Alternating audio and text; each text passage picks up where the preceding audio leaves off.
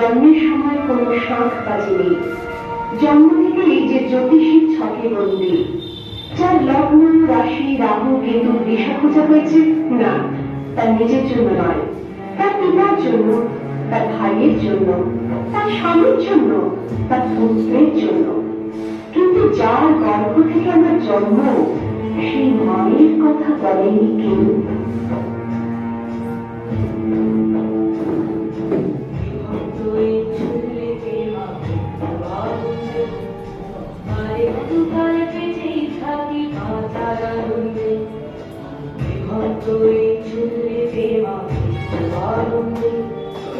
আরেকটু কালে পেয়েই থাকি বাজার আনন্দে, নতুন নতুন পায়রা খুঁজি খাঁচাতে বন্দি, ভাত পেলে তাওড়াতে বন্দি।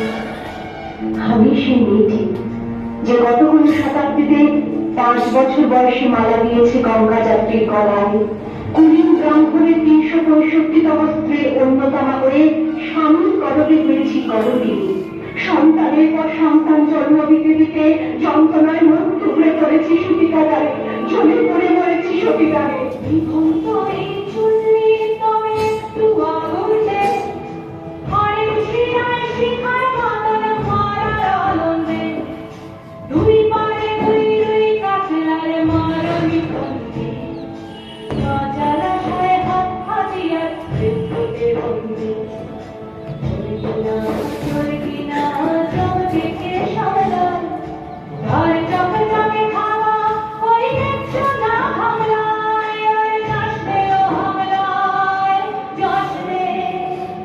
আমি সেই মেয়ে, আসামের চা বাগানের ঝুঁকড়ি কামিন বস্তি থেকে, যাকে আপনি নিয়ে যেতে চান সাহেবী বাংলোয় বৌদ্ধ রাখে।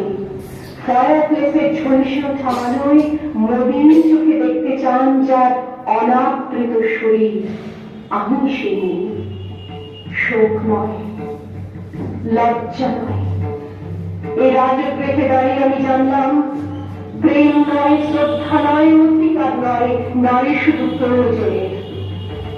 প্রতিকার চাইছি না, যা শুধু বিলাসে, সেই রক্ত ছিনিয়ে নেয় যদি কোনো দুঃশাসন নেই।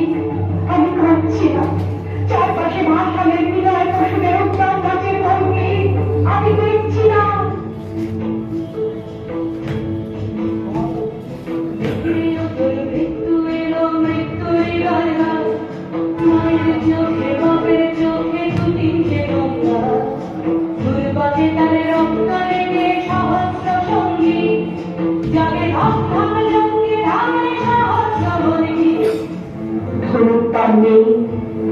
আমি ফিরে আনছি আমার জন্মের স্মৃতি, চোখের আগুন।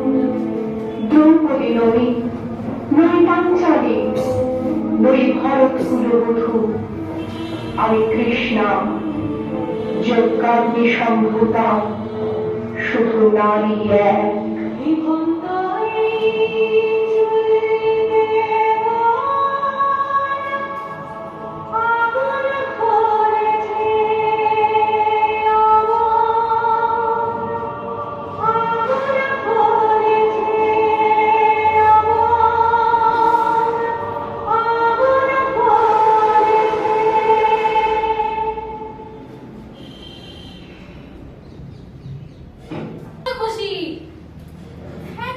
কিছু বলছিলেন? হ্যাঁ, বাড়ি চললে? হ্যাঁ, তোমার সাথে আমার কিছু কথা ছিল। হ্যাঁ বলুন। শোনো, তোমার পড়াশোনায় না আমি খুব খুশি। তুমি এভাবেই মনোযোগ দিয়ে পড়াশোনা করে যাও। হ্যাঁ দিদিমণি, আমি আপনার মতোই বড় শিক্ষিকা হতে চাই। তাই নিশ্চয়ই পারবে, কিন্তু শিক্ষিকা হতে গেলে তো তোমাকে অনেক দূর